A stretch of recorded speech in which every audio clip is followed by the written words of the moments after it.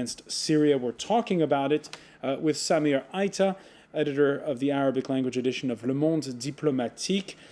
With us, Suat Kiniklioğlu, a senior member of the executive committee of the AK party, the ruling party in Turkey. Suat, you're today in Bucharest. What brings you there? Well, the neighborhood is lively and dynamic. We are here for a Black Sea Forum that the Romanians are organizing. It's not only the southern dimension of Turkey's neighborhood that's active, but the northern dimension we take care of as well. Okay.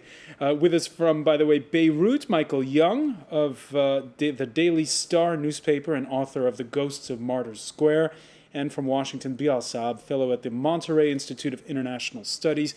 In part one, Michael Young talking about the words of outrage of Washington's ambassador to the United Nations. But if we look at the France 24 Debate Facebook page, there we have Mohammed from Yendi in Ghana who writes, when the USA said it would veto the Palestinian bid for statehood, what about that?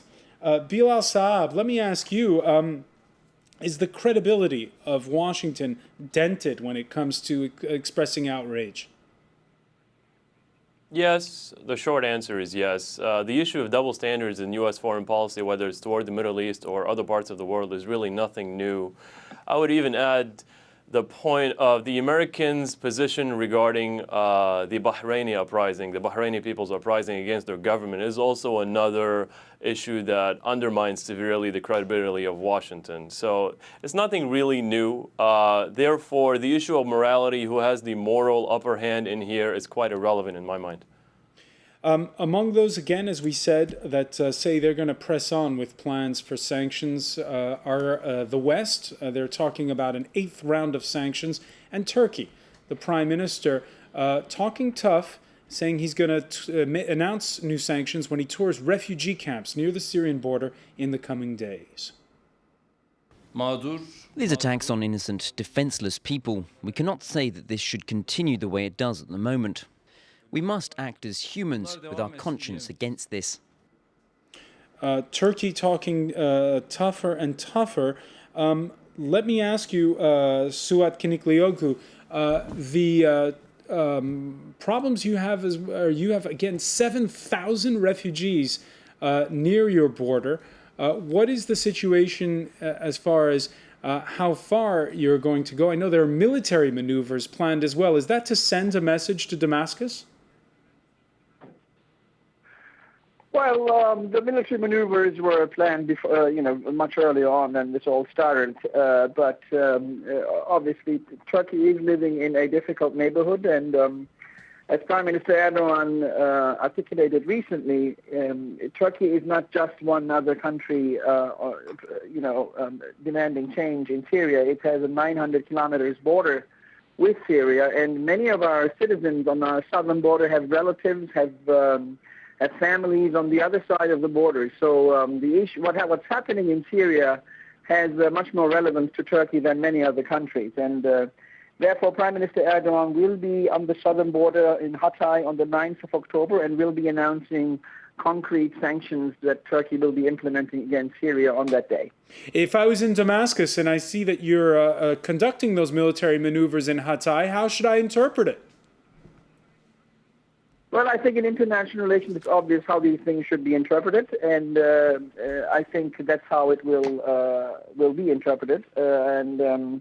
We obviously are not keen in using military force or interested in it. What matters is that the Syrian regime hopefully listens to the call of the international community and stops killing its own citizens and transforms the country and leads the country into the direction of a normal democracy. This is what Prime Minister Erdogan, Foreign Minister Davutoglu, and most of the international community has been urging. Samir Aita, you did not attend over the weekend the creation of the Syrian National Council. Why didn't you go to Istanbul? First, in the last 1 month run for making a conference, this council, I was not invited by things. I was considered like as the opposition of the interior, who had made a meeting in September 17. Because you've been to Damascus previously. Yes, risky stuff. But I supported all the guys who went to jail for 5-10 years and etc. and called for the regime change inside Damascus. It's easy to make the opponent outside the country. It's more courageous, definitely, to make it inside, whatever is the discussion. But are you pleased that Turkey's hosting playing host for this venue? I think that Turkey has the most sensitive role in all this issue. It has competition from some of the Gulf countries. It is a touchy thing for it because there is Alawi, Sunni community, etc. Mr. Erdogan talked very courageously in Cairo about that he is a prime minister of an Islamic party in a secular Turkey, while all the battle is about the Muslim Brotherhood and etc. If you take, for example, the differences between the internal opposition and the Istanbul opposition, the National Council today, one of the major difficulty is that the internal opposition made some constitutional basis saying that we want a secular state based on some slogan of the early creation of the Syrian Republic, while the Muslim Brotherhood, who are joining the council, don't want to hear about that. And this is a major difficulty. While if the Turks and Erdogan convince the Muslim Brotherhood to join this and to accept the principles of a secular state as in Turkey, this will help very much. So Let me put that. It means to me that somehow Mr. Erdogan is squeezed between two tendencies of his own party. His will to play a smart policy with the neighborhood, with Syria on equal distance, like it was in the last 4 or 5 years between Iran and Turkey, and this was a considerable game, profitable for the three. And his basis, and some of his basis, is really Islamist and trying to help even militarily some of, let's say, the uprising in Syria, which is dangerous even for him. In Hatay, we call it, in Skadnaron, in Syria, you have Alawi village next to his Muslim village, and etc. And this is explosive on both sides of the border. So it's a difficult game. Michael Young, how do you rate the way Turkey has upped the pressure since the start of all this back in March? Well, I'll defer to the other two guests who know a little bit more about this than I do. I think that the Turks began also reluctantly. They gave the Assad regime a considerable amount of time, I think, to... I'm not saying that this was their intention, but I think they gave time which the regime in Syria could have used to crush the uprising. I have to say that a lot of people gave the Assad regime time, whether by action or by omission. To a certain extent, I can sympathize. I mean, there is the issue of the Arab Alawis in Hatay. There is also, of course, the Kurdish issue, which is, I think, very important as far as the Turks are concerned. The PKK has influence among a number of the Kurdish parties in Syria. This is an issue that Turkey has to address, I think, very carefully. Options are all difficult. The idea of a civil war, obviously, is something that the Turks worry about, as do all the other neighbors of Syria. Which, in a sense, if I could just refer back one moment to the comment of the Russian ambassador to the UN, who said that somehow this decision would precipitate a civil war. I'm sorry to disagree. I think, by and large, the fact that no political initiative has been put on the table, certainly not by the UN, the fact that there is no political initiative, in fact, may precipitate or may make more likely a civil war. So, to a certain extent, I can sympathize with the Turkish dilemma. But at the same time, I think the Turks are seen by the United States, to a certain extent by a number of the Arab parties because the Arab world is divided on Syria, they have almost de facto taken the lead in addressing the Syrian issue. It's interesting also, by the way, in that vote that took place at the Security Council, Lebanon abstaining during that vote. Now, some people called it brave, others cowardly. On the France 24 Debate Facebook page, Jacqueline says she found it terribly disappointing. It's time for solidarity with a nation wishing for a new start. Bilal Saab, was it brave or cowardly for the Lebanese to abstain? I think it's neither. Look, it's understandable. Anyone who's an observer of Lebanese and Syrian politics knows very well the delicate relationship that Lebanon has with Syria. For a very long time, Syria has had a dominating influence over Lebanese politics, and it's disappointing, but it's understandable. The Lebanese government is simply not in a position to stand against Syria at this point. Now, thousands of Syrians have fled not just to Turkey, but also to Lebanon. Many, however, there say that they feel unsafe.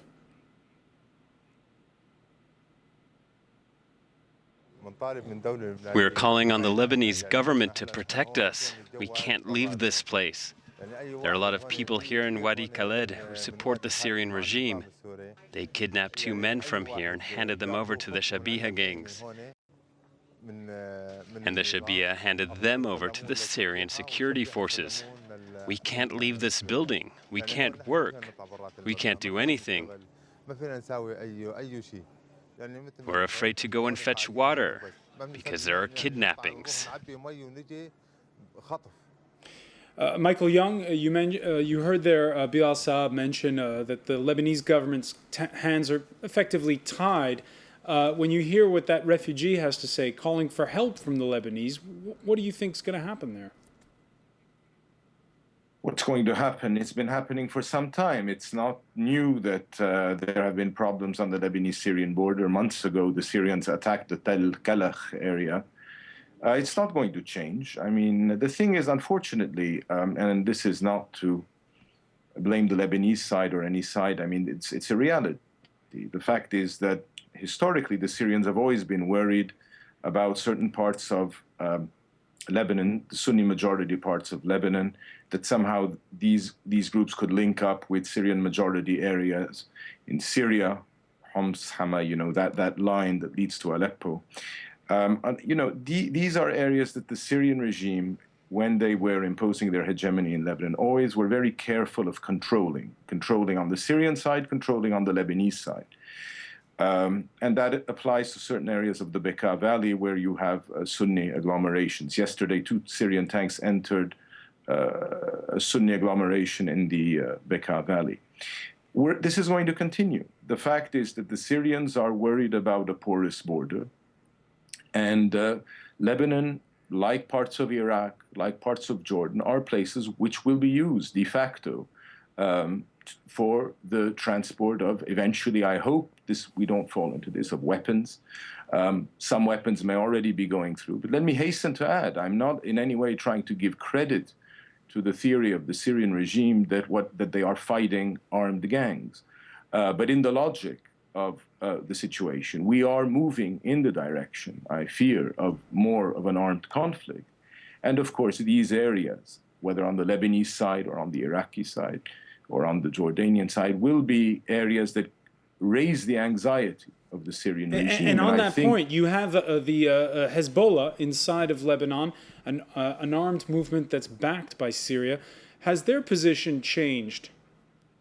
Hezbollah is, I believe, making contingency plans for the fall of the Syrian regime. They realize that the Syrian regime is probably not sustainable. But that doesn't mean that Hezbollah has the capacity to control large parts of Sunni majority northern Lebanon, and even parts of the Bekaa Valley. This is the danger in Syria. It's that the militarization, if there is a militarization of the situation in Syria, I hope there won't be. But of course, it will have an impact in Lebanon, without falling into the catastrophe scenarios. But we should expect, I think, in the future, the Syrians putting pressure along the Lebanese border to sort of send a message that the Lebanese authorities must control the border better, must control the Sunni communities in Lebanon better. And this is going to create more tension along the lines of what we've seen. All right, so we know, for instance, by what virtue of what happened at the United Nations, we're not going to be seeing no-fly zones anytime soon. But when you look, for instance, at last week's rotten egg pelting of the U.S. ambassador's car in Damascus by Assad supporter, it raises the question over whether when you take it to the next level diplomatically, when do, for instance, the likes of Washington and Paris pull out their ambassadors. Suat Kiniglioglu, what's the tipping point for Ankara? At what point do you say we're taking our ambassador home? Well, first of all, we hope we're never going to come to that point, and that there will not be a need. But we will maintain our ambassador until the very last minute. The security and safety of the embassy is ensured.